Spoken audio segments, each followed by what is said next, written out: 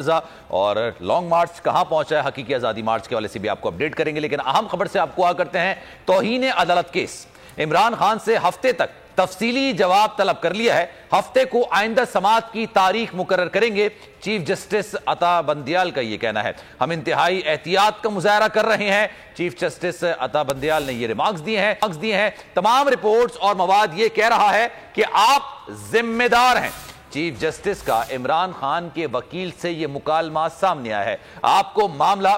ہوا میں نہیں چھوڑنا چاہیے تھا، چیف جسٹس کا یہ کہنا تھا۔ طیب بلوچ ہمارے نمائندے ہمارے ساتھ موجود ہیں، ان سے مزید بات کریں گے۔ طیب بتائیے گا، عطا بندیال صاحب کا مکالمہ ہوا ہے عمران خان صاحب کے وکیل سے، کیا مزید گفتگو ہوئی؟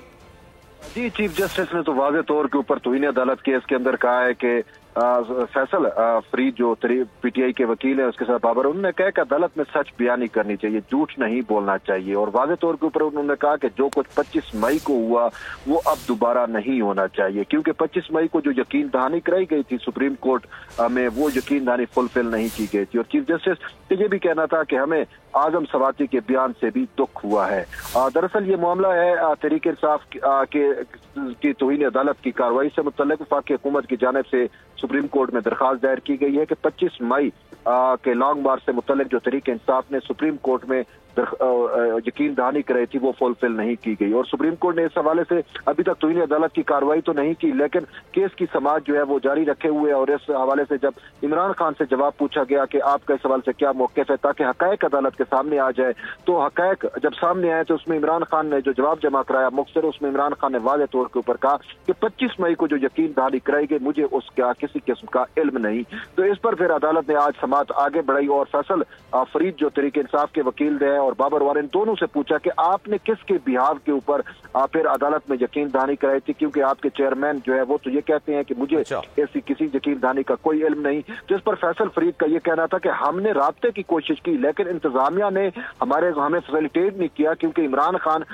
25 مئی کا جو لانگ مارچ لے کے آ رہے تھے تو وہ اٹک پل پر تھے، اور ہم انتظامیہ سے کہہ رہے تھے راستے بند تھے کہ ہمیں اٹک تک پہنچایا جائے تاکہ ہم ان سے جو ہے وہ فی البدی ملاقات کر کے عدالتی حکم سے جو ہے ان کو آگاہ بھی کر سکیں اور ساری تفصیلات بھی لے سکے۔ آتے اس پر انہوں نے کہا انتظامیہ نے ہمارے ساتھ رابطہ نہیں کیا، تو اس پر تاہم انہوں نے کہا کہ اسد عمر سے ہمارا فون پہ رابطہ ہوا۔ تو پھر چیف جسٹس نے کہا کہ اسد عمر کا عہدہ کیا ہے، تو بتایا گیا کہ وہ سیکرٹری جنرل تحریک انصاف ہے۔ تو پھر چیف جسٹس نے کہا کہ آج کا دور جو ہے وہ تو موبائل کے اوپر ہے، جب آپ فزیکلی نہیں جا سکتے تو پھر آپ جو ہے موبائل کے ذریعے رابطہ کر سکتے ہیں۔ تو اس پر فیصل فرید کا یہ کہنا تھا کہ جیمرز کی وجہ سے ہمارا رابطہ نہیں ہو پا رہا، تو انہوں نے کہا اسد عمر سے رابطہ ہوا، تو انہوں نے کہا جی اسد عمر سے ہمارا رابطہ ہو گیا تھا۔ تو انہوں نے کہا جب ایک دفعہ اسد عمر سے رابطہ ہو سکتا ہے تو پھر دوسری دفعہ بھی تو آپ کا رابطہ ہو سکتا تھا۔ تاہم چیف جسٹس نے کہا کہ اب یہ کوئی نہ کہے کہ 5 تاریخ